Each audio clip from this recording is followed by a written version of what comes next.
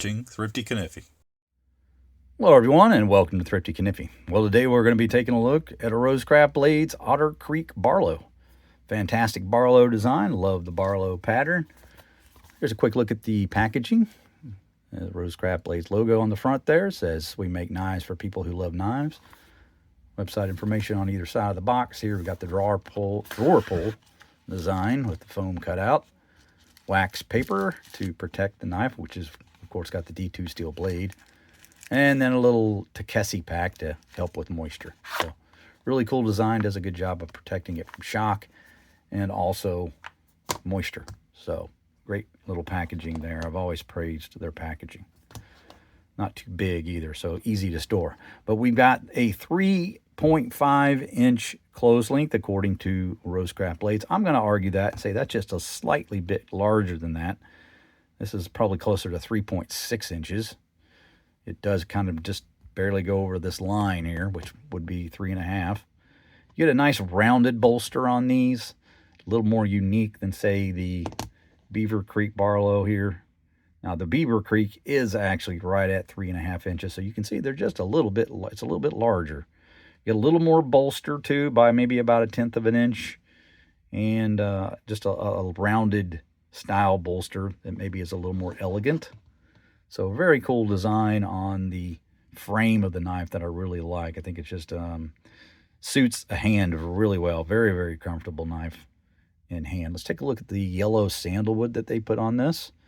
You get a beautiful transition in color here towards the bottom and then around the pins here, a little bit at the top.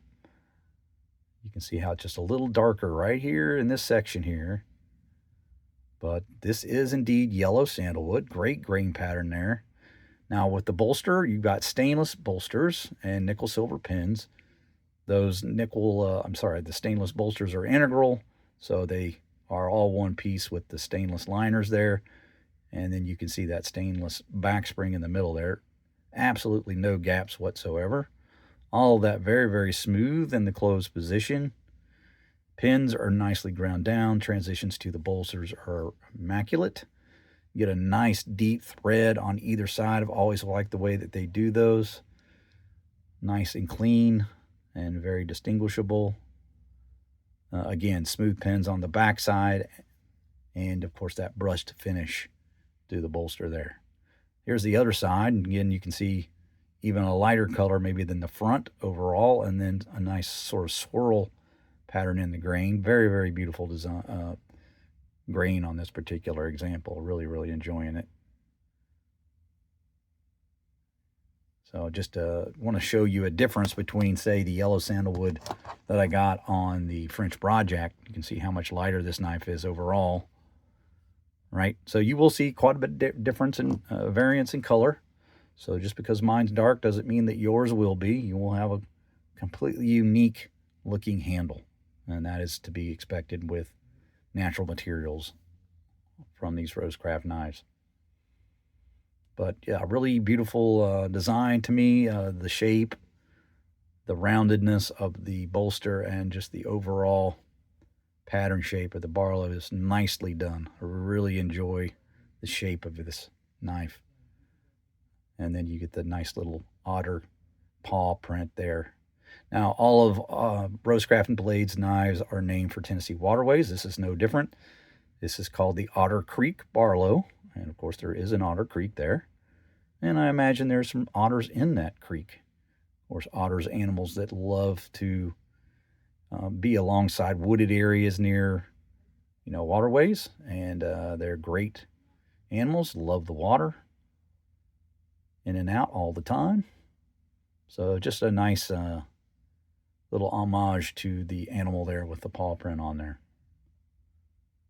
Really like that. Again, just the fit and finish on this is fantastic. Here's a look at the centering of the blade. Of course, this blade's got the D2 steel on it. This has got a 2.7 millimeter blade stock. And you can see that thing just right smack down the middle here. Now, every RoseCraft Blades knife I've gotten has been within just absolute fractions of being absolutely perfectly centered. So they're doing a great job with the quality control there. And I've never had an issue with the blade rub or anything like that with these. So if we open this one up, I want to mention something about the nail nick. Now, I know there's some of my viewers that maybe don't prefer a stronger pull, and this does have a fairly strong pull. I'd say in that 7 to 7.5 inch range. But what really makes it a little more difficult, in my opinion, is that the nail nick is closer to your pivot area, whereas you may have a pivot further up the blade in a mini knives, right? It's a little further back than your average knife, so might be just a bit more of a challenge to open that. And I think in particular this knife has even maybe just a bit stiffer pull than some of the other Otter Creek Barlows I've seen on review. So between that and the combination of the nail nick placement, might be a little more difficult on this particular knife than most, but still easy enough to do it.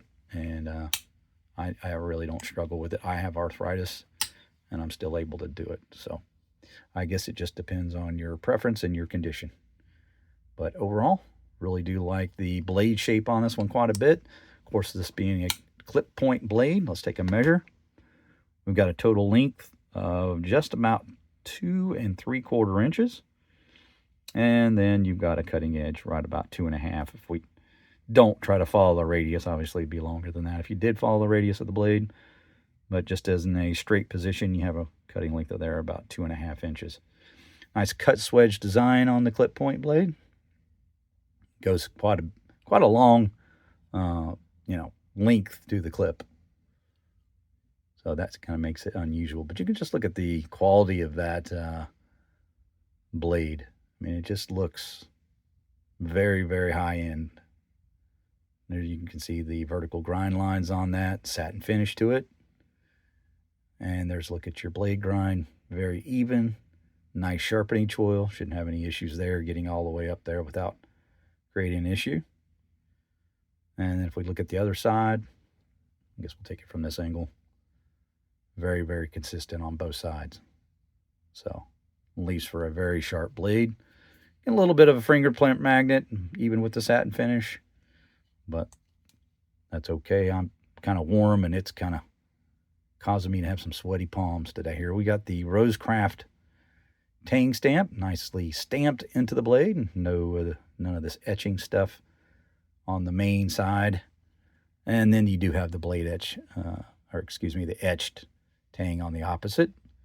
Got the Andy Armstrong Maker's Mark, D2 steel, to let you know the blade steel type. And this is RCT020. Now, I will say, it did have a little China sticker on there that I've already removed. Country origin is China. So they're not trying to fool anybody. I just really hate those stupid stickers when I see them on the knife and take them off immediately. But you have just an overall fantastic design here. So 3.5 inches closed, 91 millimeter in closed position, 6.4 inches overall is what they're calling that. Let's see if that's accurate. We got 1, 2, 3, 4, 5, 6. Say that's pretty close. 6.4 inches. And that equates to about 163 millimeters. The weight of the knife, very, very manageable. 2.85 ounces. We rounded up a little. But that's a little heavier than what the specs say from the website. I think they said 2.7. I think it's actually a little heavier than that. And that equates to about 81 grams for you guys who want the metric measure there. But overall, beautiful knife. Beautiful knife. Like the styling, the shape of the blade and the way it's positioned. I think it just makes for a really unique Barlow. You know, if we look at this comparatively to, let's look at it versus a Taylor Eyewitness. Now, this is just their standard budget Barlow there. You can see if I put the bolster parallel to that line going up and down, you get a little more of a cant, a little more angle there going downward. I'd say this one's a little more like the Ashley Harrison. Not as broad a blade, but the blade cant, very, very similar. So, yeah, it's a great angle for the blade. Just really nicely done. I mean, I think of all the three of these blades, this is definitely seems like it's the most attention to detail on it. It's just sort of a plain blade, not a lot to it, right? Pretty plain, pretty basic knives. Now you get up to the higher end, obviously you're going to get a little different blade designs. But for a knife that's $58.99, I think this is a fantastic budget knife. Definitely $175 that anybody can obtain.